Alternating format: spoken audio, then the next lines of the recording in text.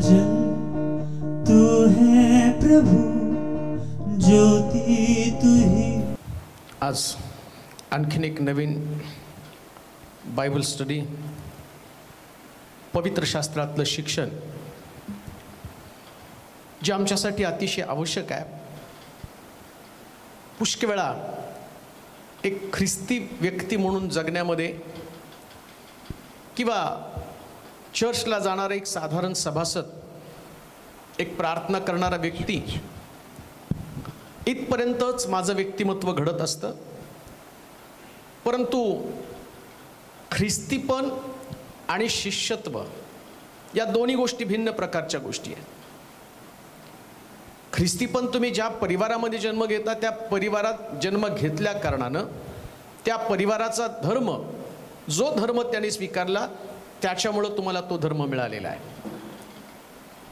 पण ख्रिस्ती व्यक्ती येशूचा शिष्य असतोच असं नाही, कारण शिष्यत्वाच्या कसोट्या आहेत। पाण्याने आणि आत्म्याने जन्मल्यापासून कोणी देवाचं राज्य पाहू शकत नाही। अजून प्रभू येशू ख्रिस्त शिष्यांना सांगतो, जाऊन सर्व सृष्टीला शुभवर्तमान सांगा, त्यास शिष्य करा, त्यास पित्याच्या, पुत्राच्या, पवित्र आत्म्याच्या नावानं बाप्तिस्मा द्या। आणि आम्ही पाहतो की बाप्तिस्म्यानंतर येशूच्या शिष्यामध्ये त्याची गणना होती आणि एकदा येशूचा शिष्य झालं की त्याला प्रभूने दिलेलं शिक्षण पाळणं त्याची नैतिक जबाबदारी बनते। मग येशू या शिष्यांकडनं कोणती अपेक्षा करत आहे? आता शिष्यांना तो एक शिक्षण देत आहे। सणाच्या दिवशी, सणाच्या महत्त्वाच्या दिवशी असं उल्लेख पवित्र शास्त्रामध्ये केलेला आहे। मला वाटतं एक वचन आपण वाचू, मग त्यातून तुम्हाला समजेल। योहानाचं शुभवर्तमान त्याचा 7वा अध्याय आणि त्याची 37 आणि 38 वचनं। जिवंत पाणी, जिवंत पाणी। मग सणाच्या शेवटल्या म्हणजे महत्वाच्या दिवशी येशू उभा राहून मोठ्याने म्हणाला, कोणी तहानेला असला तर त्याने माझ्याकडे यावं आणि प्यावं। जो माझ्यावर विश्वास ठेवतो त्याच्यातून शास्त्रात सांगितल्याप्रमाणे जिवंत पाण्याच्या नद्या वाहतील। जर तुमचा प्रभूवरती विश्वास आहे तर विश्वास ठेवल्याच्या कारणानं येशू म्हणतो, चिन्ह काय त्याचं, तर त्याच्यामधनं जिवंत पाण्याच्या नद्या वाहतील। एक विश्वासणारा व्यक्ती या नात्यानं आता प्रभू मला पुढच्या पायरीकडे घेऊन जातो आणि त्या पायरीमध्ये तिथं असं म्हटलं, सणाच्या काय लिहिलं त्या ठिकाणात, महत्वाच्या दिवशी। मग सणाच्या शेवटल्या म्हणजे महत्वाच्या दिवसामधलं ही असणारी घोषणा आहे। म्हणजे एक महत्वाची गोष्ट प्रभू आम्हाला सांगत आहे। परंतु कित्येक वेळा ज्या महत्वाच्या गोष्टी त्या आम्ही विसरून जातो आणि ज्या कमी दर्जाच्या किंवा ज्याच्याविषयी शास्त्र आम्हाला काही जास्त शिकवत नाही अशा गोष्टीकडे आमचं लक्ष अधिक लागलेलं आहे। कोणती महत्वाची गोष्ट आहे? जो माझ्यावरती विश्वास ठेवतो त्याच्यामधनं जिवंत पाण्याच्या नद्या वाहतील, म्हणजे आमच्यातनं नद्या वाहाव्यात हे शिक्षण प्रभूनं सणाच्या दिवशी महत्वाच्या शिक्षणासंबंधानं शिष्यांना बोध केलेला आहे। आता आमच्यामधनं ती नदी वाहती का? कोणत्या नद्या ज्या आमच्यामधनं वाहायला पाहिजेत? मग ज्यावेळेस मी एक शिष्य म्हणून माझ्याकडे पाहतो, पहा मी तुम्हाला परत सांगतो, ख्रिस्ती असणं आणि शिष्य असणं याच्यामध्ये फरक आहे। शिष्य कोण? जो शिक्षण घेतो तो शिष्य, येशूचं शिक्षण ज्यानं घेतलेलं आहे। शिष्य कोण? जो अभ्यास करतो तो शिष्य। मग तुम्ही किती अभ्यास केलाय शास्त्राचा, किती वाचलंय?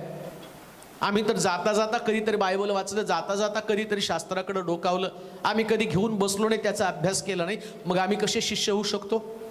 शिष्य बनणं गरजेचं आहे। मग सर्व लोकांना तो शिष्य या शिष्यत्वासंबंधीचं शिक्षण देताना सांगतो, माझ्यावरती विश्वास ठेवणाऱ्यामधनं जिवंत पाण्याच्या नद्या वाहतील आणि आमच्यामधनं जिवंत पाण्याच्या नद्या वाहायला पाहिजे। मग वाहती का माझ्यामधनं नदी? आता हे शिक्षण घेतल्यावर तुम्हाला कळणार आहे। आणि कोणत्या नद्या आहेत? ज्या प्रत्येक व्यक्तीने ख्रिस्तावरती विश्वास ठेवला, या विश्वास ठेवणाऱ्या व्यक्तीमधनं ही जिवंत पाण्याची नदी वाहणं गरजेचं आहे। कोणत्या नद्या आम्ही वाचणार आहोत, जास्त वेळ आपण न घालता आणि त्या नद्यांकडे जाणार आहोत। अशा कोणत्या नद्या ज्या आमच्यातनं वाहणं गरजेचं आहे? उत्पत्तीचं पुस्तक त्याचा 2रा अध्याय त्याची 10 पासून 17 पर्यंतची वचनं आम्ही वाचणार आहोत। ज्या जिवंत पाण्याच्या नद्या येशूच्या शिष्यांमधनं किंवा ख्रिस्तावर विश्वास ठेवणाऱ्या लोकांमधनं वाहणं गरजेचं आहे. उत्पत्तीचं पुस्तक 2 अध्याय 10 पासून 17 पर्यंतची वचनं. बागेला पाणी देण्यासाठी बागेला पाणी देण्यासाठी एदेनात एक नदी एदेनातील एदेनात एक नदी उगम पावली. एक नदी उगम पावली. तेथून ती निघून तिचे फाटे फुटून तिचे फाटे फुटून 4 नद्या झाल्या. 4 नद्या झाल्या. पहिलीचे नाव पिशोन. ही सगळ्या हवीला देशास वेढीते. तेथे सोने सापडते. या देशाचे सोने उत्तम असून पहिलीचं नाव काय? 4 नद्या या पवित्र शास्त्रामध्ये सांगितलेल्या आहेत. त्या 4 नद्या ज्या आमच्यातनं वाहणं गरजेचं आहे. आणि त्या पहिल्या नदीचं काय? त्याच्या संबंधानं म्हणलं त्या नदीचा उगम कुठं आहे तर ती एदेन बागेतनं वाहत एक नदी. आणि ती नदी एदेन बागेतनं आली कुठं? कशी काय एदेन बागेत ती नदी आली? तिचा उगम तरी कुठं आहे? लिहिलंय त्या ठिकाणामध्ये. ही नदी जी आहे ती एदेनातनं वाहत वाहत तिचे 4 फाटे फुटलेले आहेत. आणि ती नदी आमच्यातनं वाहायला पाहिजे. आणि जे येशू म्हटला जो माझ्यावरती विश्वास ठेवतो त्याच्यामधनं जिवंत पाण्याच्या नद्या वाहायला पाहिजेत. मग तुमचा विश्वास येशूवरती आहे? प्रार्थना करता, चर्चला जाता, शास्त्रवाचन करता, पण नदी तुमच्यातनं वाहत आहे का? कोणती नदी आहे? कोणत्या त्या नद्या ज्या तुमच्यामध्ये आणि माझ्यामधनं सतत वाहायला पाहिजे? त्या नदी माझ्यामधनं ती नदी वाहते का? ओळखणार कसं? मी म्हणेल नाही माझ्यातनं पण ती नदी वाहते. अरे चिन्ह आहे त्याची वैशिष्ट्य आहे. असंच नाही शास्त्रामध्ये कुठल्याही गोष्टीचं वर्णन करण्यात आलेलं आहे. प्रत्येक गोष्टीला आध्यात्मिक अर्थ आहे. प्रत्येक गोष्टीतनं शिक्षण आहे. आणि ते शिक्षण येशूच्या शिष्यांनी स्वीकारणं गरजेचं आहे. एदेन बागेतनं नदी आली कुठून? का अचानक उगम पावली का? प्रकटीकरणाच्या पुस्तकामध्ये आम्ही जाणार आहोत. 22 अध्याय त्याची 1 आणि 2 वचनं आपण वाचणार आहोत. प्रकटीकरणाचं पुस्तक त्याचा 22 अध्याय त्याचं 1 आणि 2 वचन. कुठून ही नदी निघाली वाचूया. प्रकटीकरणाचं पुस्तक 22 अध्याय त्याची 1 आणि 2 वचनं. नंतर त्यानं देवाच्या व कोकऱ्याच्या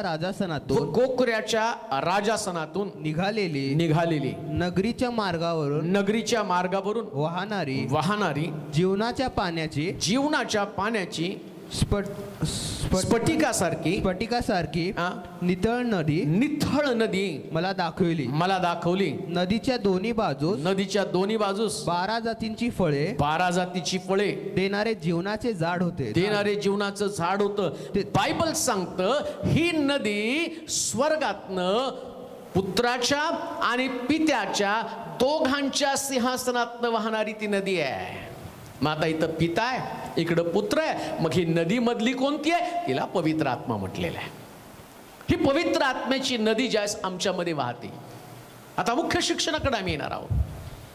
पुष्कळ लोक म्हणतात मला पवित्र आत्मा मिळाला, मी पवित्र आत्म्यानं भरलेलो आहे, मी अन्य भाषा बोलतो, मी चमत्कार करतो, मी संदेश सांगतो.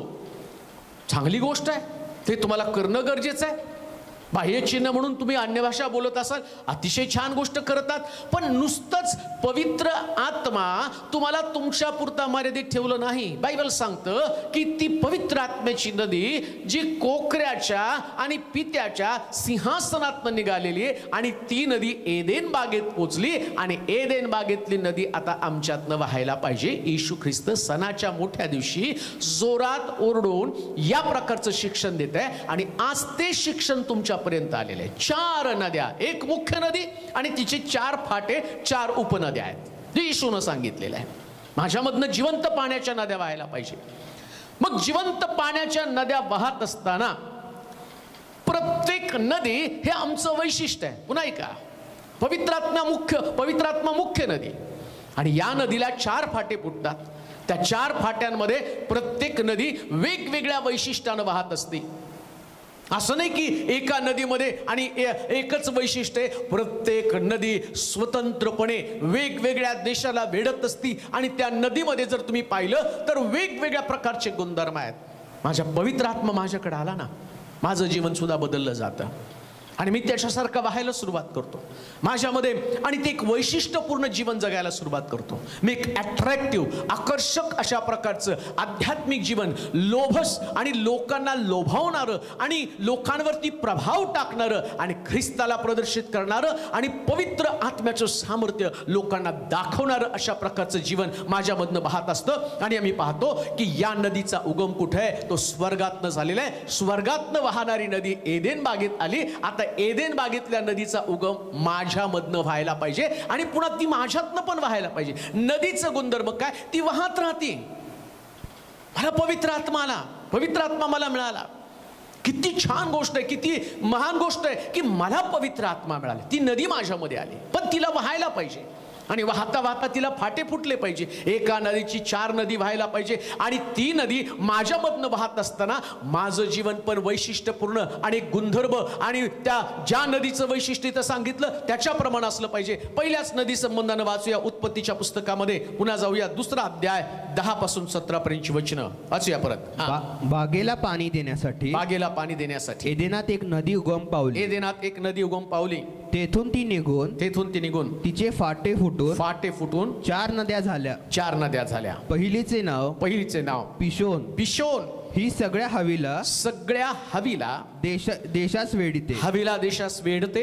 तेथे सोने सापडते. या देशाचे सोने, त्या देशाचे सोने उत्तम असून येथे मोती व गोमेदही सापडतात. मोती व गोमेद पण सापडतात. हा, दुसऱ्या नदीचे नाव. आता पहिली नदी पाहूया. ही पहिली नदी माझ्यामध्ये आहे का? आणि जर ती माझ्यामध्ये नदी आहे ना, त्याच पहिल्या नदीचं नाव जर तुम्ही बघितलं तर तिला म्हटलेलं आहे पिशोन. आमच्यामध्ये पिशोन नदी पाहायला पाहिजे. आणि पिशोन या शब्दाचा अर्थ जर तुम्ही बघितलं ना तर पिशोनला म्हटलं मुक्तपणे वाहणे, मोकळेपणानं वाहणं. देवाच्या आत्म्याचा गुणधर्मच आहे. पवित्र आत्मा पहिल्यांदा तुम्हाला मुक्त करतो, मोकळं करतो. पवित्र आत्मा तुमच्यामध्ये, मग तुम्ही मुक्त असलं पाहिजे, तुम्ही मोकळं असलं पाहिजे. ज्याच्यामध्ये पवित्र आत्मा आहे त्यानं सगळ्या गोष्टींपासून मुक्त असलं पाहिजे. त्यानं व्यसनापासून मुक्त असावं, त्यानं वादविवादापासून मुक्त असावं, त्यानं द्वेषापासून मुक्त असावं. नदी तुमच्यामध्ये वाहती ना, नदी वाहताना काय करते माहिती का? सगळी घाण ज्या ठिकाणामध्ये ती नदी आली ना त्या ठिकाणची घाण ती घेऊन पुढे जाते. आमच्यामध्ये देखील वाईट गोष्टी होत्या, व्यसन होती, आमच्यामध्ये स्वभाव होते, देवाला न पसंत पडणाऱ्या असंख्य गोष्टी आहेत. पण आता नदीच्या पात्रामध्ये जर तुम्ही डोकावलं ना तर जिथं ती नदी वाहत आहे ना त्याचं जीवनच शुद्ध बनून गेलेलं आहे, त्याचं जीवन पवित्र बनून गेलेलं आहे. ज्या दिवशी पेत्राला पवित्र आत्मा मिळाला ना त्यानंतर पेत्राचा बदल आम्ही पाहतो. जो पेत्र पूर्वी शिव्या देत होता, कामदाराने मध्ये बसून येशू ख्रिस्ताला ज्यानं दोष दिले, शिव्या दिल्या, पण आता ती पवित्र आत्म्याची नदी त्याच्यामध्ये आल्याबरोबर, हे पिशोन त्याच्याकडे आल्याबरोबर आता पेत्र बंधनातनं मुक्त झाला. देवाचे प्रिय लोक, तुमच्यामध्ये ते बंधन गेलंय का? तुमच्यामधले ते स्वभाव आणि निघून गेलेत का? या नदीनं वाहत असताना तुमच्यामध्ये असणाऱ्या सगळ्या स्वभावाला वाहत घेऊन गेलं का? अजूनही तुमच्यात ते स्वभाव आहे. पुष्कळ विश्वासणाऱ्यांमध्ये अजूनही तेच गोष्टी आहेत. निंदा करण्याचं कधी सोडत नाही, एकमेकाच्या विरोधात लढवणं आणि भांडणं लावणं यापासून ते अजून विभक्त झालेले नाही आहेत. अजून पण त्यांच्याकडे व्यसन आहेत, अजून ते अन्य भाषेमध्ये बोलतात, व्यसन पण करतात. त्यांच्यामध्ये गर्व, त्यांच्यामध्ये अहंकार आहे, त्यांच्यामध्ये मीपणा आहे, अजून मोकळे नाही झालेले. ज्या दिवशी तुम्ही या पिशोन नदीचा आणि विचार करताना तर या नदी संबंधानं म्हटलं की ती मोकळी आहे, मोकळं वाहणारी, मोकळीकता आहे.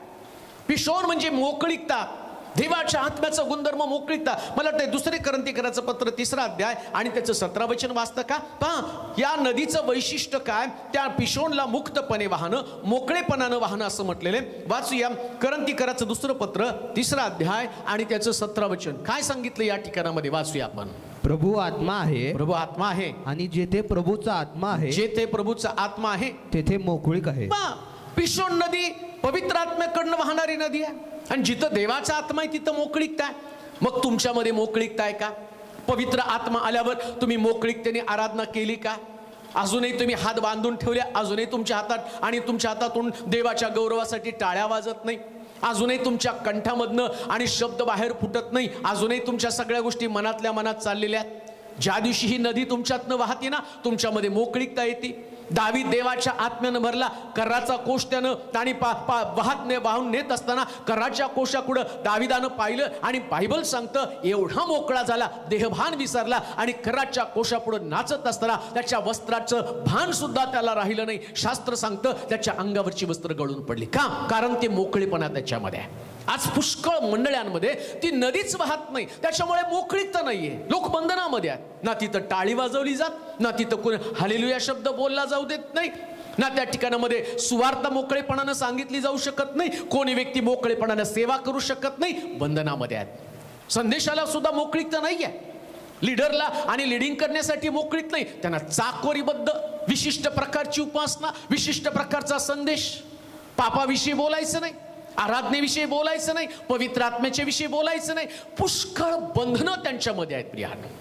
त्यांना देवाच्या मंदिरामधलं आणि प्रभूचं गौरव पाहत असताना ही पवित्र आत्म्याची नदी एकदा तुमच्यातनं वाहायला सुरुवात झाली ना, ती तुम्हाला मोकळीकता देते.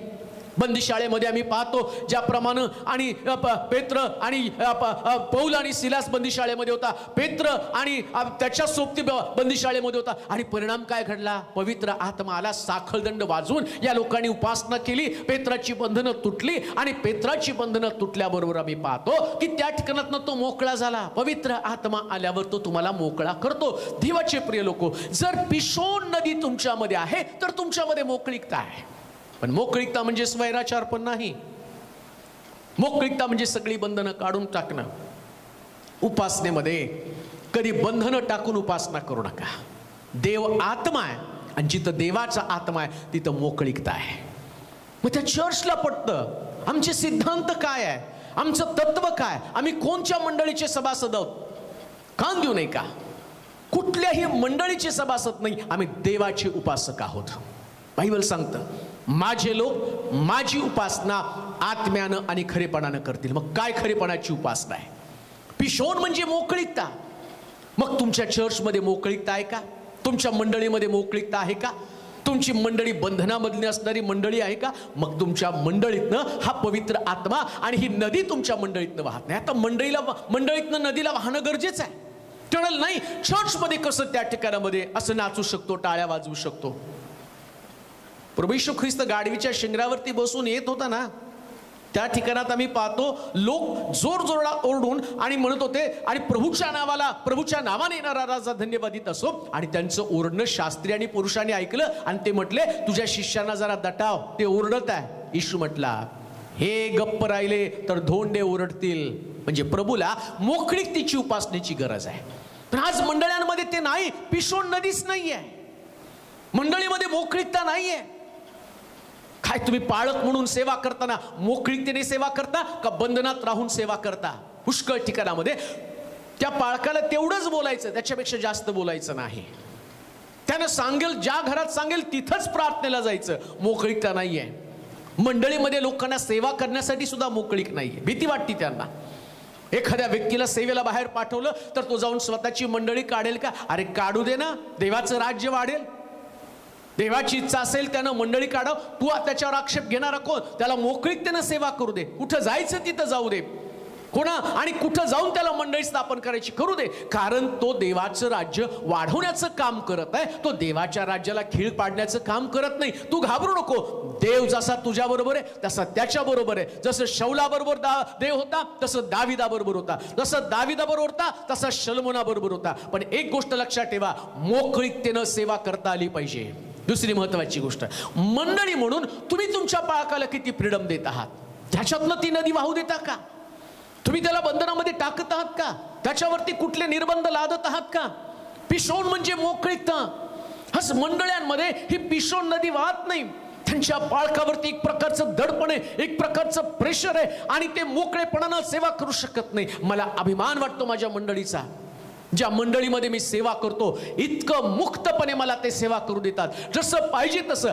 एवढ्या 25 वर्षाच्या सेवेमध्ये एकदा सुद्धा एकाही व्यक्तीनं मला कधी प्रतिप्रश्न केला नाही. त्यांना ठाऊक आहे ही पिशोन नदी वाहायला पाहिजे. आणि याच्यामुळेच मी तुमच्या समोर उभा राहून संदेश सांगू शकतो. का? कारण माझ्याकडे बंधन नाही. जिथं देवाचा आत्मा तिथं मोकळीकता आहे. मोकळीकतेने सेवा करा, मोकळीकतेने सेवा करू द्या, मोकळीकतेने आराधना करा. आणि जर तुम्ही मोकळीकतेने सेवा कराल, मोकळीकतेने आराधना कराल, मोकळीकतेने वाद्य वाजवाल, मोकळीकतेने टाळ्या वाजवाल, मोकळीकतेने संदेश सांगाल, मोकळीकतेने घराघरामध्ये जाल, तर त्याचा परिणाम काय होणार आहे सांगाल पाहता का? की ज्या दिवशी तुम्ही या प्रकारची सेवा कराल ना, तर त्या ठिकाणामध्ये शास्त्रात सांगतं त्याच्याकडं, मला वाटतं प्रकटीकरणाच्या पुस्तकाच्या 22वा अध्याय 1-2 वचनामध्ये मोकळीकतेने नदी वाहिली तर काय होतं त्याच्या तीरावरती वाचूया आपण. प्रकटीकरणाचं पुस्तक 22वा अध्याय आणि त्याचं 1 आणि 2 वचन. नंतर त्यानं देवाच्या व कोकराच्या राजासनातून निघालेली नगरीच्या मार्गावरून वाहणारी जीवनाच्या पाण्याची स्फटिकासारखी नितळ नदी मला दाखवली. नदीच्या दोन्ही बाजूस 12 जातीची फळे देणारी जीवनाचे झाड होते. 12 जातीची फळं देणारी झाड. मंदिरामधली नदी जर मोकळीकतेने वाईल, सेवा जर मोकळीकतेने घडली जाईल, विविध जाती धर्माचे लोक ख्रिस्ताकडे आकर्षित होतील. हजारो लोकांचं तारण होईल. नगर, शहर, गल्ल्या, गाव, खेडे सगळ्या ठिकाणातले लोक बदलले जातील. का? कारण मोकळीकतेने सेवा करत आहे. काय तुमची मंडळी मोकळीकतेने सेवा करत आहे का? तुम्ही मंडळी एके मंडळी तिथपर्यंतच तुम्ही आहात. तुम्ही तुमच्याच मंडळीमध्ये अडकून पडलेला आहे. तुमचा पाळक पण तुम्हाला बाहेर जाऊ देत नाही, तुम्ही तुमच्या पाळकाला बाहेर जाऊ देत नाही. अडकून ठेवलेलं आहे. बंधनामध्ये अडकून ठेवणारी मंडळी नसती, मंडळी मोकळेपणारी वाहणारी मंडळी असती. मंडळीमध्ये तुम्ही पण काम करता, मोकळीकतेनं जा, सेवा करा. जे सेवा करतात त्यांना सेवा करू द्या. त्यांना बंधनामध्ये अडकू नका, त्यांच्यावरती निर्बंध लादू नका. त्यांनी सेवा करणं गरजेचं आहे, कारण ते सेवा कोणा मानवाची नव्हे तर सर्वसमर्थ देवाची सेवा करत आहे. आणि प्रभूनं तुम्हाला दिलेलं जीवन हे सेवा करण्यासाठी असणारं जीवन आहे. आणि तुमच्या डोक्यामध्ये ध्येय एकच असलं पाहिजे, माझ्यामध्ये आत्मा आहे आणि जिथं देवाचा आत्मा तिथं मोकळीकता आहे. म्हणून मोकळीकतेनं सेवा करा. आता मोकळीकतेनं सेवा केल्यावर काय घडतं वाचूया उत्पत्तीच्या पुस्तकामध्ये. त्याचं वैशिष्ट्य आम्ही पाहतो की पिशोन जी नदी आहे ती मोकळीपणानं मुक्तपणे वाहती. आणि मग ती वाहता वाहता उत्पत्तीच्या पुस्तकामध्ये 2ऱ्या अध्यायाच्या 10व्या वचनामध्ये काय त्या ठिकाणामध्ये घडतं आपण वाचूया. उत्पत्तीचं पुस्तक 2रा अध्याय आणि त्याचं 10 वचन. बागेला पाणी देण्यासाठी एदेनात एक नदी उगम पावली. तेथून ती निघून तिचे फाटे फुटून 4 नद्या झाल्या. पहिलीचे नाव पिशोन. ही सगळ्या हवीला देशाच वेढीते. या पिशोन नदीचं वैशिष्ट्य काय माहिती का? या नदीनं पहिलीच गोष्ट काय काम केलं तर सगळा हवीला देश कव्हर करून टाकला, त्याला वेढून टाकलं. हवीला जो देश आहे ना, या देशाच्या भोवती तिनं फिरायला सुरुवात केली. त्या देशाला पाणी देण्याचं काम तिनं करायला सुरुवात केली. मग हवीला म्हणजे नेमकं काय माहिती का? हवीला म्हणजे मरुभूमी. ज्या दिवशी ही नदी आमच्यामध्ये येते ना, आमच्यातनं वाहायला लागते, हवीला या शब्दाचा अर्थ दुःख सहन करणे. काय हवीला? पिशोन आमच्यातनं वाहायला लागली ना, तर पहिल्यांदा ती मरुभूमीकडे वाहायला सुरुवात करते. मरुभूमी म्हणजे ज्या ठिकाणात पाणीच नाही आहे, ज्या ठिकाणामध्ये पाण्याचं लवलेश नाहीये, ज्या ठिकाणात पाणी मिळणं मुश्किल आहे, अशा ठिकाणात ती वाहते. ज्या दिवशी लोकांना पवित्र आत्मा मिळतो ना, ते मंदिरात सेवा करत नाही. जिथं लोकांकडे देवाच्या वचनाचं पाणी नाही त्या ठिकाणामध्ये ते वाहायला जातात. सुवार्ता जिथं पोहोचली नाही, सुवार्ता हे प्रत्येक व्यक्तीचं जीवन आहे, त्याचा मूलभूत हक्क आहे. आणि आम्ही पाहतो ही सुवार्ता लोकांना मिळणं गरजेचं आहे. जर लोकांना सुवार्ता मिळली नाही तर सुवार्तेविना लोक मरून जातील आणि त्याचा हिशोब आम्हाला द्यावा लागणार आहे.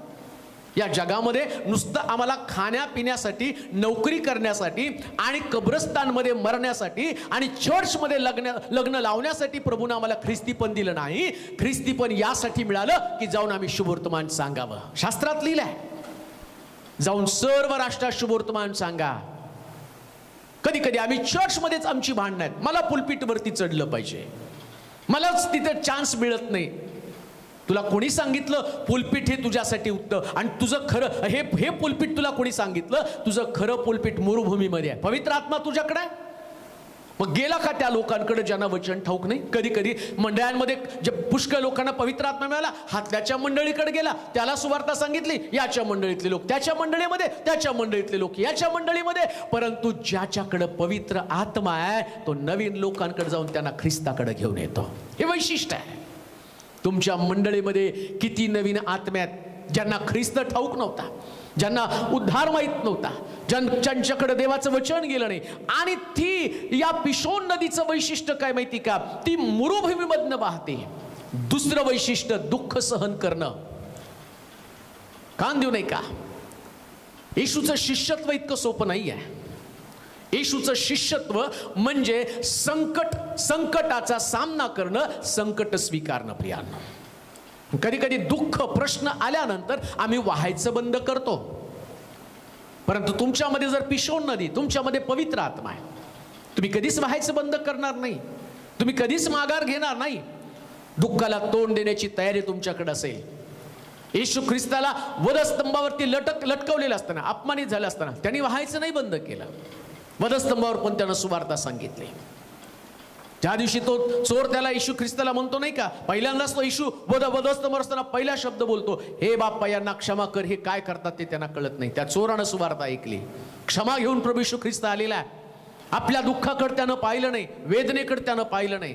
किती अपमानी झाला, लोकांनी कसल्या प्रकारचे दोष त्याच्यावरती लावले आणि कोणत्या कारणासाठी तो वधस्तंभी लटकलेला आहे. लोक माझ्याविषयी काय विचार करतात त्याच्या पर्वा त्याने केली नाही. आणि परिणाम काय झाला? वाहणारी नदी, त्या नदीनं या मरुभूमीमध्ये या चोरा, आणि जिथं चोर आहेत तिथं कोणी धार्मिक लोक येशूच्या अवतीभोवती नव्हते. धार्मिक लोक तर त्याला सोडून पळून गेलेले होते. पण तरी सुद्धा ख्रिस्त तिथं वाहिला. आणि त्या वाहिलेल्या याचा परिणाम काय झाला? या नदीमुळं दुःख भोगणारा चोर सुद्धा त्यानं ख्रिस्तावरती विश्वास ठेवला आणि तो म्हटला, राजाधिकाराने येशील त्यास माझी आठवण कर का. या मरुभूमीमध्ये त्यानं आणि ती जलधारा ओतली आणि आम्ही पाहतो या चोराचं तारण झालेलं आहे. आपल्याच दुःखामध्ये गळून जाऊ नका. तुमचं जीवन या जगामध्ये आणि कुठल्याही प्रकारचं तुमच्या स्वतःसाठी जगण्यासाठी नाही, ते अनेक लोकांना देवाकडे आणण्यासाठी जीवन आहे. दुःखामध्ये सुद्धा वाहत राहा. त्यानंतर आम्ही पाहतो या हविला देशाचं वैशिष्ट्य काय? हविला म्हणजे निर्माण करणं, बोलणं किंवा भयंकर काहीतरी निर्माण करता आलं पाहिजे. पवित्र आत्मा तुमच्यामध्ये आल्यावर, ही नदी तुमच्यातनं वाहायला लागल्यावर तुम्ही काहीतरी निर्माण करत असता. प्रियानो, देवाचं राज्य निर्माण करण्याचं काम करत आहात, सेवा निर्माण करण्याचं काम करत आहात, मंडळांची स्थापना करण्याचं काम करत आहात, तुमच्यामध्ये अभिषेक निर्माण करण्याचं काम करत आहात, तुम्ही लोकांमध्ये जाऊन अभिषेक निर्माण करण्याचं काम करत आहात. कारण हविला देश, हविलाला वेढणं म्हणजे आम्ही पाहतो निर्माण करणं. काय तुमच्यामध्ये ती निर्मिती क्षमता आहे का? तुम्ही शिष्य निर्माण केले का? तुम्ही मंडळांमधनं सेवक निर्माण केले का? तुम्ही मंडळांमधनं तरुण तरुणी निर्माण केल्या का, जे देवाच्या राज्याचं काम करू शकतात? ज्यास माझ्यामध्ये पवित्र आत्मा आहे, वादकानं वादक निर्माण केले पाहिजे, पाळकानं अनेक पाळक निर्माण केले पाहिजे, अनेक प्रेषितांना जन्म घातला पाहिजे, अनेक मंडळांची स्थापना झाली पाहिजे. मग समजायचं माझ्या या मंडळीतनं ती हविला नदी वाहत आहे. किती लोकांना निर्माण केलं? तुम्हाला तर तुमचं कुटुंब सुद्धा सांभाळता आलं नाही. तुम्ही तुमच्या परिवारातल्या लोकांना सुद्धा सांभाळू शकला नाही. मग निर्माण कधी करणार आहात? बाहेर पडा. पवित्र आत्मा आल्यानंतर तो तुम्हाला जोरानं बाहेर घेऊन जातो. आणि लक्षात ठेवा, तुम्हाला निर्माण करण्याची क्षमता असली पाहिजे आणि म्हणून बोलण्याची ताकद तुमच्यामध्ये असली पाहिजे. हविला म्हणजे बोलणं. पवित्र आत्मा वेढून टाकतो, त्यांचं बोलणं आणि बदलून टाकतो. जसं आम्ही पाहतो की ज्या दिवशी पवित्र आत्मा आला, आता पेत्राचे शब्द बदलले गेलेले आहेत. का तर ती हविला नदी तिथं, आम्ही पाहतो पिशोन नदी तिथं आली, हवेला देशाला वेढून टाकलेली आहे. पवित्र आत्मा तुमचं बोलणं कंट्रोलमध्ये आणतो. तिथून पुढे तुमच्या मुखातनं कधी अपशब्द बाहेर पडत नाहीत. हे वैशिष्ट्य आहे पवित्र आत्म्याचं. तुमच्या बोलण्यावरती नियंत्रण आलं. हविला देशाचं वैशिष्ट्य आम्ही पाहतो की या ठिकाणामध्ये मरुभूमी, दुःख सहन करणं आणि पिशोन नदी या सगळ्याला आम्ही पाहतो वेढून टाकती, म्हणजे त्याला कंट्रोल करण्याचं काम करतं. त्यानंतर आणखीन एक गोष्ट आम्ही वाचूया, आणखीन एक गोष्ट आम्ही लक्षात घेऊया. विश्वासणाऱ्याच्या जीवनामधली कमतरता ओळखून हा पवित्र आत्मा त्याला तोडण्याचं काम करतो. पिशोन नदीचं वैशिष्ट्य काय? मरुभूमीमध्ये वाहतो, म्हणजे मरुभूमीतलं खडक तोडण्याचं काम तो करतो. जी कमतरता आहे त्या खडकाला फोडून विश्वासणाऱ्या व्यक्तीच्या जीवनामध्ये काहीतरी कमतरता आहे. आणि मला आज तो प्रश्न तुम्हाला विचारायचा आहे, काय तुमच्या जीवनातली कमतरता पवित्र आत्म्यानं तुम्हाला दाखवली? तुम्ही कुठं कमी आहात? पवित्र आत्म्यानं तुम्हाला दाखवलं तुम्ही प्रार्थनेमध्ये कमी आहात? पवित्र आत्म्यानं तुम्हाला दाखवलं तुम्ही संयमामध्ये कमी आहात? देवाच्या वचनानं ती गोष्ट तुम्हाला प्रगट केली. मग ती कमतरता दूर करण्याचं काम तुमच्यातनं झालं का? पूर्वी तुमच्याकडे संयम नव्हता, पण आता ती पिशोन नावाची नदी तुमच्यातनं वाहू लागली. तिने तुमच्यातली कमतरता दूर केली. बोलणं व्यर्थ खूप होतं, व्यर्थ बडबड होती, शिवीगाळ होती, बाष्कळ गोष्टी होत्या, टवाळ्या होत्या, निंदा करणं होतं, कुणाला तरी भडकवणं होतं, कोणाच्या तर विरोधात बोलणं होतं, मंडळीमध्ये प्रॉब्लेम करण्याचं काम करणं तुमच्यामध्ये होतं. अजून त्या गोष्टी तुमच्यामध्ये तशाच आहेत. अजूनही तुमच्यामध्ये परिवर्तन नाही, अजूनही तुमच्यामध्ये बदल नाही. पण लक्षात ठेवा, ज्या दिवशी ही नदी तुमच्यामधनं वाहायला सुरुवात करते ना, त्यास पवित्र आत्मा आणि काय करतो माहिती का? पहिल्यांदा तुमच्या हृदयाला तोडण्याचं काम करतो. हाविला देशाचं वैशिष्ट्य आम्ही पाहतो दुःख सहन करणं. हाविला म्हणजे दुःख सहन करणं. पिशोन नदी हाविला देशास वेढते. पवित्र आत्मा तुम्हाला वेढतो ना, त्यास तुम्हाला एकदा त्यानं वेढलं आणि या नदीनं तुम्हाला वेढून टाकलं. ही नदी तुमच्यामधनं वाहायला लागली ना, मग तुमचं दुःख पण त्या नदी बरोबर वाहत वाहत जातं. म्हणजे दुःखाला तुम्ही कवटाळून राहत नाही. कोणीतरी तुमच्या घरामध्ये वारलेलं आहे, तेच दुःख तुम्ही पकडून बसलेला नाहीये. पवित्र आत्मा तुमच्याकडे आला, पण एखाद्या व्यक्तीच्या मृत्यूनं तुम्ही खचून गेलेला आहात. तुमची प्रार्थना बंद झालेली आहे, चर्चला जाणं तुमचं बंद झालेलं आहे, तुम्ही देवावरती विश्वास ठेवणं बंद करून टाकलेलं आहे. म्हणजे ती नदी तुमच्यामध्ये नाही. ही नदी काय करते माहिती का? दुःख, त्रास, अडचणी या सगळ्या गोष्टीला दूर करून ही नदी तशीच वाहत राहते. तुम्ही त्रास भोगला पण वाहतात तसंच. तुम्ही अपमानित झाला तरी वाहतात. तुमच्या घरात कुणाचा तरी मृत्यू झाला तरी तुम्ही वाहतात, तरी तुम्ही सेवा करत आहात. तुम्ही उपाशी राहिला तरी तुम्ही वाहतात. तुमचे लेकरं तुम्हाला सोडून गेले तरी तुम्ही वाहतात. तुमची नोकरी गेली तरी तुम्ही वाहतात.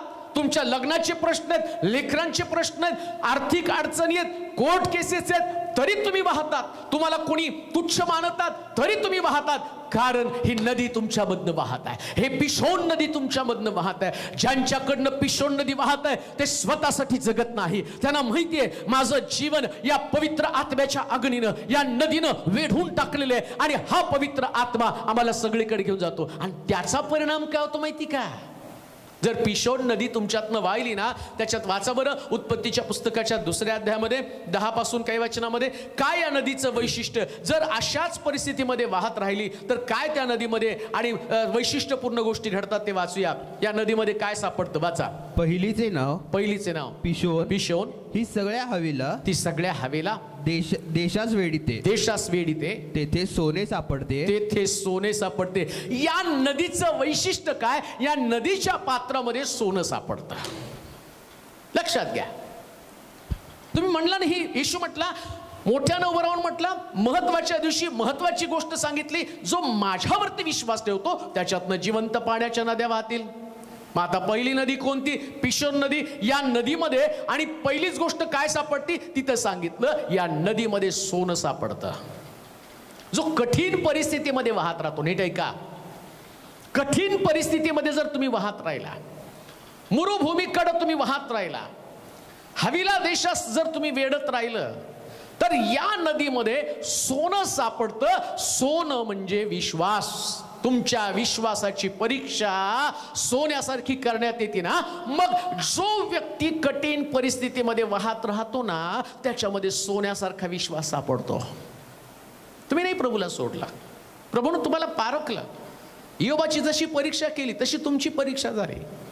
आज तुमची परीक्षा होत आहे का? तुमच्यात विश्वास सापडू द्या. लगेच देवाला प्रत्युत्तर करू नका, लगेच देवाला दोष देऊ नका.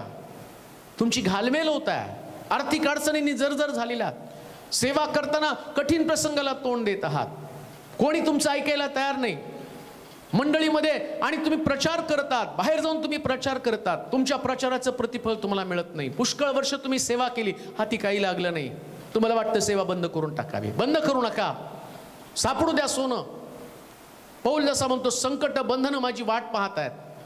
अनेक दोषारोपानंतर, अनेक प्रकारच्या कठीण परीक्षेनंतर या पौलाला सेवेमध्ये टिकून राहावं लागलेलं आहे. अशाच पद्धतीने पौलानं सेवा केली नाही. पौल असाच घडला नाही. पौलाला घडण्यासाठी पुष्कळ धक्के आणि खावे लागलेले आहेत. पौलाचं व्यक्तिमत्व घडवण्यासाठी आणि त्याला विश्वास टिकवून ठेवण्यासाठी आणि त्याला पुष्कळ स्ट्रगल करावं लागलं, झगडावं लागलेले. तुम्हाला पण झगडावं लागणार आहे. तुमच्यामध्ये ही नदी जर तुमच्यातनं वाहत आहे ना, तुमच्यात मोलवान प्रकारचा विश्वास सापडत आहे. आरोग्य गेलं तरी तुमचा विश्वास गेलेला नाही आहे. तुमच्या शरीरामध्ये वेगवेगळ्या प्रकारच्या पीडा आहेत. कोणीतरी तुमची प्रिय व्यक्ती ज्याच्यावर तुमचं प्रेम आहे, त्या व्यक्तीनं तुम्हाला सोडलं म्हणून पण तुमचा विश्वास कमी झाला नाही का? तर ही नदी तुमच्यामधनं वाहत आहे. या नदीनं तुम्हाला बळकट केलं, या नदीनं तुम्हाला मजबूत केलं. देवाचे प्रिय लोको, जर तुमच्यामधनं पिशो नदी वाहील, तुमचा विश्वास तुझभर सुद्धा कमी होणार नाही. का? तुम्ही देवाचे लोक आहेत. पवित्र आत्मा तुमच्यामध्ये विश्वास निर्माण करण्याचं काम करत आहे. काय तुमचा विश्वास कमजोर झाला का? काय तुमची सहनशीलता कमजोर झाली का? जर तुमचा विश्वास कमजोर झाला तर या नदीतलं सोनं गेलं कुठं? आज पुष्कळ लोकांना स्वतःचं जीवन तपासणं गरजेचं आहे. त्यांच्यामधला विश्वास हरवून गेलेला आहे. त्या नदीमधलं सोनं गायब झालेलं आहे. शास्त्र सांगतं पिशोन नदीमध्ये आणि मोलवान प्रकारचं सोनं सापडतं.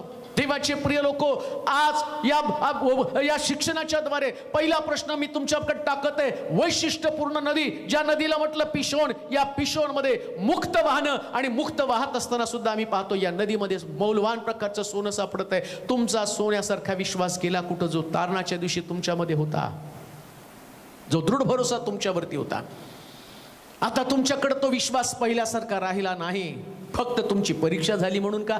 बायबल सांगतं प्रत्येक विश्वासाची परीक्षा होणार आहे. सोनं जसं जास्त तापमानावरती वितळवलं जातं ना, जर तुम्ही विश्वासू आहात तर तुमचा विश्वास सुद्धा जास्त तापमानावर तपासला जाणार आहे. शद्रक मेशक अबेदनगोला भट्टीत टाकलं, त्यांचा विश्वास, काय विश्वास आहे त्यांचा? या भट्टीतनं सोडवायला माझा देव समर्थ आहे. दानिएलाचा विश्वास, आराधना करताना त्याला ठाऊक होतं देव माझं संरक्षण करण्यासाठी समर्थ आहे. सिंहाच्या गुहेमध्ये त्याचा विश्वास तपासला गेला. एक सर्वोच्च पातळीवरती, सगळ्यात जास्त पातळीवरती तुमचा विश्वास तपासला जाणार आहे. कधी कधी तो विश्वास तपासत असताना तुम्हाला एकट्यालाच फिरावं लागेल. परंतु बायबल सांगतं पिशोन म्हणजे मोकळेपणानं वाहनं. शास्त्र सांगतं शद्रक मेशक अबेदनगो त्यांना भट्टीमध्ये टाकलं, पण ते मोकळेपणाने फिरत होते. त्यानं कुठलं दुःख व्यक्त केलं नाही. त्या भट्टीमध्ये पडताना देवा राजा या भट्टीतनं सोडवायला माझा देव समर्थ आहे. त्यानं तिथं रडत बसले नाही, त्यानं कुठल्या प्रकारची कुरकुर केली नाही, कारण त्यांच्यामध्ये पिशोन नदी होती. त्यानंतर दुसरी गोष्ट आपण वाचूया काय त्याच्यामध्ये आहे. या नदीचं वैशिष्ट्य, पहिली गोष्ट, या नदीमध्ये सोनं सापडतं. या देशाचे सोने, या देशाचे सोने उत्तम असून येथे मोती व गोमेधी सापडतात. मोती पण सापडतो. या नदीचं वैशिष्ट्य काय? ही पिशोन नदी वाहताना या नदीमध्ये मोती सापडतात. या नदीमध्ये मोती असले पाहिजे. मग कुठले मोती हो? पहिला एक मोती सांगितलेला आहे. ज्याच्या संबंधानं ज्याच्याकडे पुष्कळ मोती होते त्याला एक मोती सापडल्यावर आणि तो मोती मिळवण्यासाठी त्यानं सगळे मोती विकून टाकले. प्रभू येशू ख्रिस्त हा मोती आहे. हवीला देशाला वेढत असताना ना, कठीण प्रसंगामध्ये त्रासातनं जात असताना तुमच्यातला इशू जाऊ देऊ नका. आज तुमच्याकडे इशू आहे का? तो येशू तुमच्यामध्ये सापडायला पाहिजे. आज डोकावलं ना तर तुमच्यात येशूच दिसला पाहिजे. येशू असल्याचं चिन्ह काय? येशूचा स्वभाव तुमच्यामध्ये आहे. पाण्यामध्ये हळद टाकल्यावर जसे पाणी पिवळं दिसतं ना, तसं तुमच्यात येशू टाकल्यावर येशूचे स्वभाव तुमच्यामध्ये आले पाहिजे. पाण्याचा जो गुणधर्म आहे तो बदलला जातो. पाण्याची चव बदलली जाते. हळद टाकल्याबरोबर पाण्याचा कलर बदलून जातो. तसं तुमच्यात येशू आहे, मग तुमचा कलर बदलला पाहिजे, तुमची चव बदलली पाहिजे. जर तुमच्यामधनं ही नदी वाहती ना, मग तुमची चव बदलली पाहिजे. येशू तुमच्यामध्ये आहे. तुमच्या परिवारात येशू आहे, तुमच्या मंडळीमध्ये येशू आहे. मंडळीमध्ये येशू आहे. मंडळी आणि भांडखोर असता कामा नये, मंडळी वादविवाद करणारे असता कामा नये. तुमच्यामध्ये येशू आहे तर तो येशू दिसला पाहिजे. तुमच्यात पॉलिटिक्स असता कामा नये. तुमच्यामध्ये कोणाविषयी कुठल्या प्रकारचं आणि संभ्रम असता कामा नये. कोणाशी वाद तुमच्या असता कामा नये. तुम्ही कोणाशी वाद करता कामा नये. तुम्ही कोणाची चुगली करू नये आणि कोणाविषयी काही वाईट बोलू नये.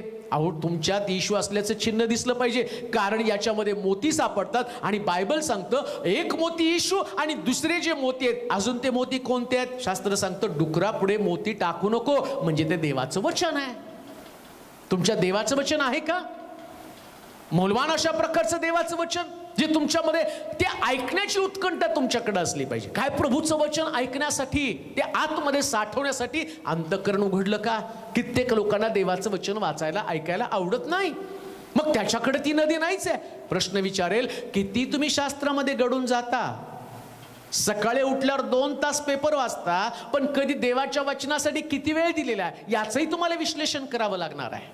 चर्चमध्ये गेल्यावरती आणि तुम्ही किती वेळ वचन ऐकण्यासाठी बसलेला आहात? टीव्ही समोर 3-3 तास बसाल, पण उपदेशासाठी मात्र तुमच्याकडं आणि तुम्हाला बोर होतं, तुम्हाला झोप लागते, कारण ही नदी तुमच्याकडे नाही. परंतु शास्त्र सांगतं, जो आणि धन्य तो पुरुष जो दुर्जनांच्या मसलतीने चालत नाही, पापी जनांच्या मार्गात पाऊल घालत नाही, धर्मनिंदकाच्या बैठकीत बसत नाही, तर अहोरात्र परमेश्वराच्या शास्त्राचं मनन करतो. जर पिशोण नदी असेल ना, मग तुम्ही रात्रंदिवस देवाच्या वचनाचं मनन चिंतन करा. नदीच नाही तुमच्याकडं, म्हणून तुम्हाला गोडी लागत नाही. त्यानंतर तिसरी गोष्ट मी वाचणार आहोत, त्या नदीचं वैशिष्ट्य. जर पिशोण नदी असेल तर तिसरं त्याचं वैशिष्ट्य, तिसरा गुणधर्म मी वाचणार आहोत. या देशाचे सोने, या देशाचे सोने उत्तम असून येथे मोती व गोमेदी सापडतात. गोमेद पण सापडतात. सोनं सापडतं तो तुमचा विश्वास आहे. सोनं सापडल्यामुळं, विश्वास असल्यामुळं येशू तुमच्याकडे आला. येशू तुमच्याकडे आल्यामुळं वचनं तुमच्याकडे आली. तुम्ही माझ्यामध्ये, माझी वचनं तुमच्यामध्ये राहतील. एक लिंक आहे त्याची. जर एकदा तुमच्याकडे विश्वास असेल, जक्कई त्वरा कर खाली, आज मला तुझ्या घरी यायचंय. जक्कई घरी घेऊन गेला येशूला, बोलला येशू त्याच्याशी, बोलल्याबरोबर त्याचं परिवर्तन झालं. कुणाचं कुभांडानं घेतलं असेल चौपट करतो, अर्धद्रव्य गरीबाला देऊन टाकतो. आज या घराला तारण प्राप्त झाली. येशू त्यांच्या घरामध्ये आला, वचनं त्यांच्या घरामध्ये गाजली गेली. आता वचनं गाजली गेली, येशू तुमच्या घरामध्ये आल्यावर तिथं आणखीन एक आणि रत्न त्याच्यामध्ये सापडतं, आणि त्याला म्हटलं गोमेद. काय या गोमेदचं वैशिष्ट्य आहे? या गोमेदला दुसरं नाव म्हटलं पिवळा यास्पे. आणि या असणाऱ्या रत्नाचं वैशिष्ट्य काय माहिती का? याजकाच्या वस्त्रावरचा एक तो खडा आहे. म्हणजे ही नदी ज्या ठिकाणात वाहती ना, हे पवित्र आत्मेची नदी जिथून वाहती ना, याजकाच्या वस्त्रावरचा खडा म्हणजे सेवा. एकदा का ही नदी वाहायला लागली ना, मग तुम्ही सेवेसाठी प्रेरित होता. तुम्ही आणि तुमचा याजक प्रभू येशू ख्रिस्त, आणि प्रभू येशू ख्रिस्त याजकाच्या अंगावरती जे वस्त्र आहे, त्या वस्त्रातला खडा म्हणजे तुमची सेवा येशू ख्रिस्ताच्या वस्त्रावरती असणाऱ्या खड्यासारखी सेवा बनते. कधी ही नदी तुमच्या मधनं वाहायला लागल्यावर साधारण सेवा करत नाही प्रियांनो. ज्याच्यानं याजकाच्या वस्त्राला सौंदर्य प्राप्त होतं, याजकाच्या वस्त्राचं आणि एक विशेष प्रकारचं आकर्षण बनलं जातं. तसं लक्षात ठेवा, कठीण परिस्थितीमध्ये जे लोक वाहतात, या यास्पेचं आणखीन एक वैशिष्ट्य काय माहिती का? शलमोनाच्या मंदिरामध्ये जे मंदिर बांधलं गेलं, त्या मंदिरातलं एक पाषाण हे यास्पे असणाऱ्या खडकाच्या द्वारे होतं. म्हणजे मंदिरामध्ये हे सगळ्यात मानाची जागा कोणाची असेल तर जो व्यक्ती आम्ही पाहतो अशा पद्धतीनं कठीण परिस्थितीमध्ये सेवा करतो, तो देवाच्या मंदिरातला सगळ्यात मौल्यवान प्रकारचा पाषाण बनला जातो. पिशोण नदी तुमच्यामध्ये आहे, मग तुमच्यामध्ये सेवा आहे. सेवेचा भावच तुमच्याकडे नाही. तुम्ही चर्चला जाता आणि येता, तुम्ही म्हणता माझा त्याच्याशी काही संबंध नाही. मंदिरात किती तुम्ही सेवा केलेली आहे? कधी खुर्च्या लावल्या, कधी खुर्च्या पुसल्या, कधी चर्च साफ केलं, कधी लोकांना भेटला, कधी रोग्यांना भेटण्यासाठी हॉस्पिटलमध्ये गेला. हे सगळ्या सेवा आहेत.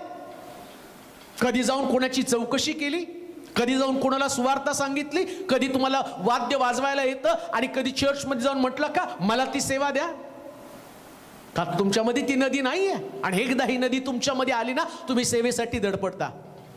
वाद्य वाजवायला नाही मिळालं, तुम्ही खुर्च्या उचलता. खुर्च्या नाही उचलायला मिळालं, लोकांना जाऊन भेटता. लोकांना नाही भेटता आलं, हॉस्पिटलमध्ये जाऊन भेटता. तुम्ही सेवा करता. सेवा ही तुमच्यातनं वाहिली पाहिजे प्रियांनो. कान देऊ नाही का? म्हणून येशू म्हटला, जो कोणी माझ्यावर विश्वास ठेवतो त्याच्यातनं शास्त्रात सांगितल्याप्रमाणे जिवंत पाण्याच्या नद्या वाहतील. देवाची प्रिय लोको, पहिलीच नदी पिशोन, आणि आज या पिशोन नदीकडे जात असताना आम्हाला तपासणी करायची, काय माझ्यामध्ये हे वैशिष्ट्यपूर्ण ख्रिस्ती जीवन आहे का? माझ्यातलं जीवन लोकांवरती प्रभाव टाकणारं जीवन आहे का? माझं आणि माझा देवावरती विश्वास असताना, या विश्वासाचं युद्ध करत असताना मी त्याच प्रकारे कठीण परिस्थितीमध्ये वाहत आहे का?